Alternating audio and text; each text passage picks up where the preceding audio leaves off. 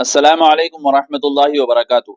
नाज़रीन इकराम, इस वीडियो में हम आपको वक्फ तरमीमी बिल से मुताल्लिक आगाह करना चाहते हैं। आपसे गुजारिश है कि वीडियो को पूरा देखेगा और चैनल पर पहली बार आए हों तो सब्सक्राइब कर लीजिएगा।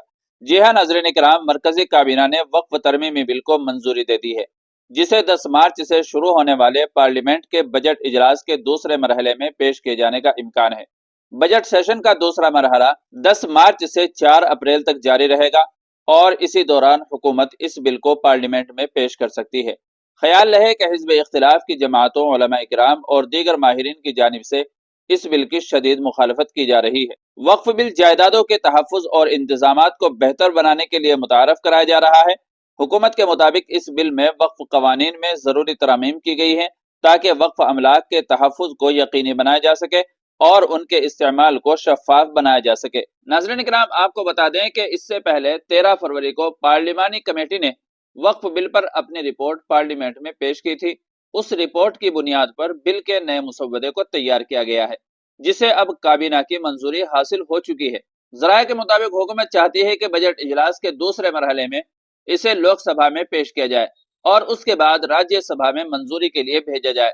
बिल के तहत वक्फ अमलाक के मुतालिक मामलात में शफ़ाफियत बढ़ाने और बेज़ाब्तगियों को कम करने के इक़दामात तजवीज़ किए गए हैं और इसके अलावा रियासती वक्फ बोर्ड की जिम्मेदारियों को मज़ीद वाज़ेह किया गया है और उनके दायरा कार को मजबूत बनाया गया है ताकि वक्फ अमलाक की सही देखभाल और तरक्की मुमकिन हो सके।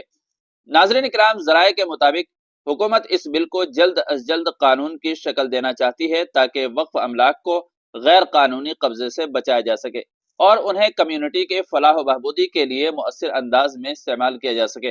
ताहम हिज़्ब इख्तिलाफ की जमातों की तरफ से इस बिल पर मुमकिन एतराज़ात भी सामने आ सकते हैं और इस पर पार्लियामेंट में तफसीली बहस होने का इम्कान है। नाज़रीन इकराम, हिज़्ब इख्तिलाफ, मुसलमानों, उलमा इकराम और सिविल सोसाइटी की तंजीमों ने मुजव्वज़ा वक्फ तरमीमी बिल की शदीद मुखालफत की है। उनके मुताबिक ये बिल न सिर्फ आईनी हुकूक की खिलाफ वर्जी है बल्कि मुसलमानों की मजहबी आज़ादी में मुदाखलत के मुतरादिफ है।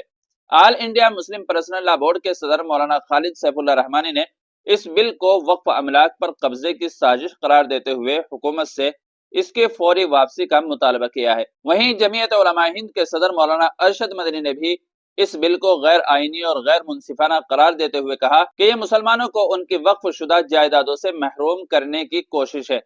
इन तंजीमों ने मुश्तरका तौर पर कानूनी चाराजोई, सियासी जमातों से राब्ता और अवामी बेदारी मुहिम जैसे इकदामात के जरिए इस बिल की मुखालफत की हिकमत अमली अपनाई है। इस सिलसिले में ज्वाइंट पार्लियामेंट्री कमेटी के अराकीन से भी मुलाकातें की गई ताकि बिल की खामियों को उजागर किया जा सके और इसे वापस लेने पर जोर दिया जा सके।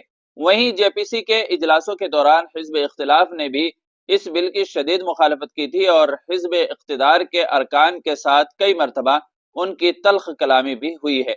ताहम इस बिल को काबीना ने मंजूर कर लिया और देखना यह है कि पार्लियामेंट में इस बिल पर क्या फैसला लिया जाता है। नाज़रीन इकराम, इस पूरी रिपोर्ट के बारे में आपकी क्या राय है, कमेंट करके जरूर बताइएगा और हमारे चैनल पर आप पहली बार आए हों तो सब्सक्राइब भी कर लीजिएगा। अस्सलाम वालेकुम वरहमतुल्लाहि वबरकातुहू।